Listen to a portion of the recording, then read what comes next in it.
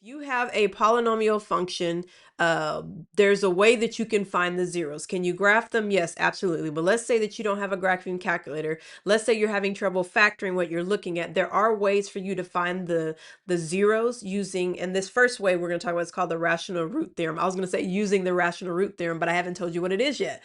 So what the rational root theorem basically says is that if you have a polynomial, then P over Q is a rational zero. Rational meaning you have your rational numbers and your irrational numbers. So rational means that it's an integer or a fraction is basically what it's saying.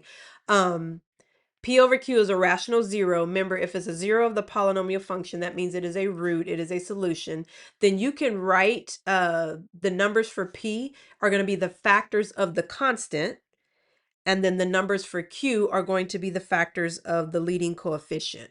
Remember, the leading coefficient is the number that's tied to the leading term, which is the term with the highest power. And then your constant is going to be at the end. It's not tied to any specific variable. So essentially what this rule says, or this theorem says, is that this theorem will help you find a list of all the possible rational zeros, not irrational, not imaginary, but rational zeros for a particular polynomial function. And once you have the list of zeros, then you can kind of start going through them to see which one or which ones are an actual factor of the polynomial. Because if you can factor the polynomial, you can break it down, you can graph it, you can find out what the zeros are.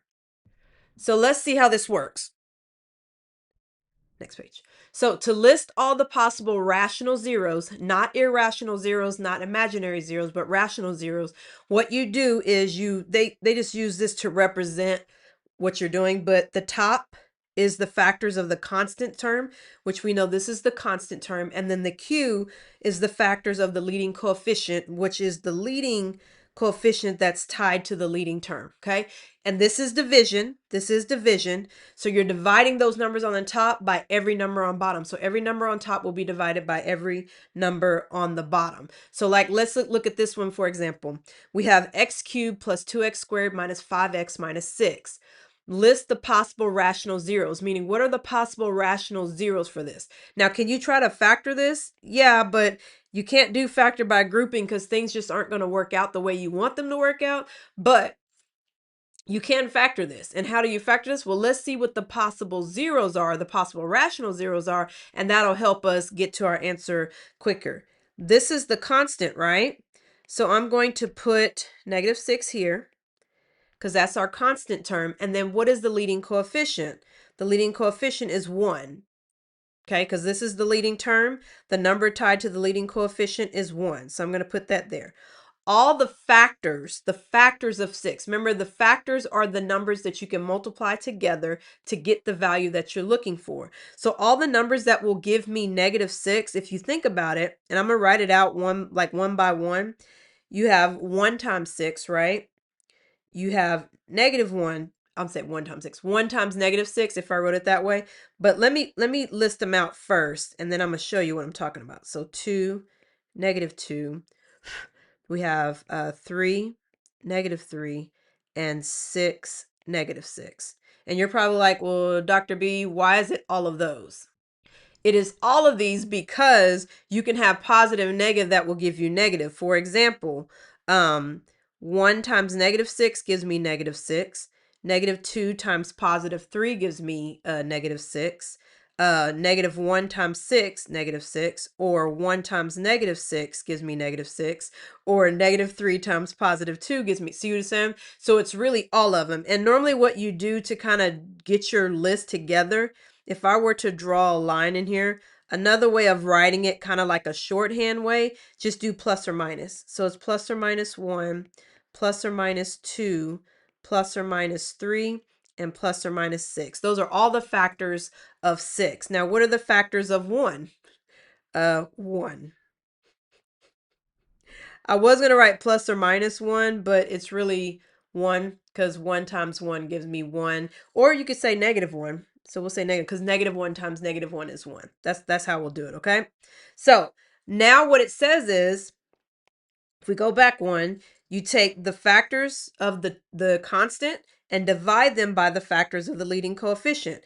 These are all our factors of our constant, which was -6, and we're going to divide them all by the factors of the leading coefficient. Well, it's going to be all of these divided by 1, right? Yep. So let me write that out. So if I were to write it out exactly how it looked, you had your P, right, over Q, which is the factors of the constant, which is going to be plus or minus 1, plus or minus 2, plus or minus 3, and plus or minus 6, right? And that's all going to be divided by plus or minus 1. Well, we know if you take this divided by that, that's going to be 1, right? 2 divided by that, that's going to be 1. 3 divided by that, that's going to be 3. Sorry. 2 divided by that is going to be 2.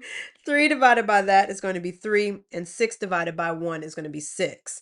So the list of all the possible rational zeros, not imaginary, not irrational, but rational zeros, is plus or minus 1, plus or minus 2, plus or minus 3, and plus or minus 6. So that is what the rational root theorem, the rational zero theorem does. It gives you a list of possible zeros to start with so that you can start breaking down whatever polynomial function that you have. So it kind of gives you like a head start.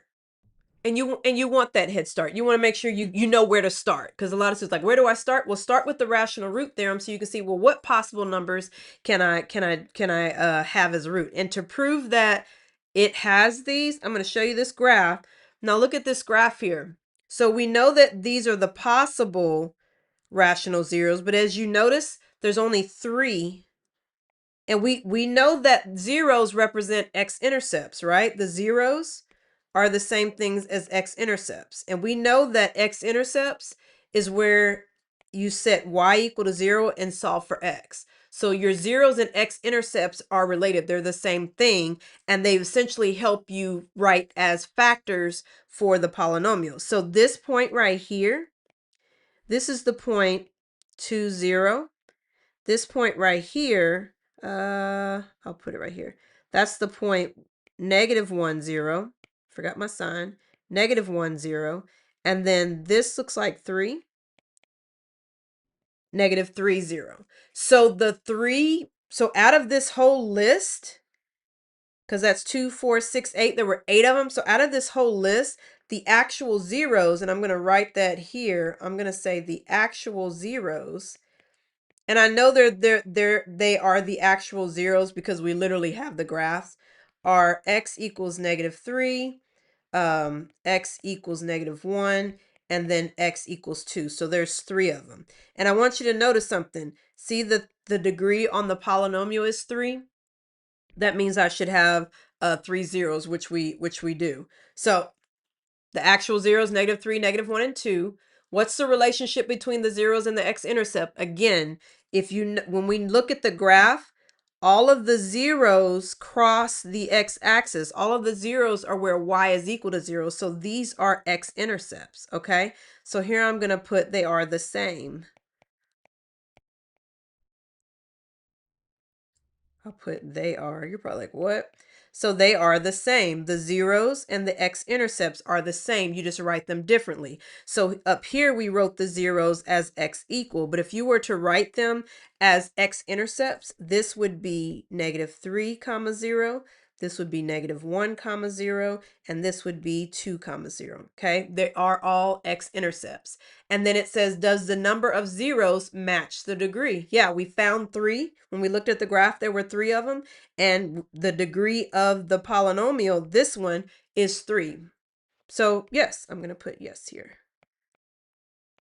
So you see how it kind of makes it easier. That way you don't have to try to guess, can I graph this? Yada, yada, yada. You just use the rational root theorem and it will give you a list of possible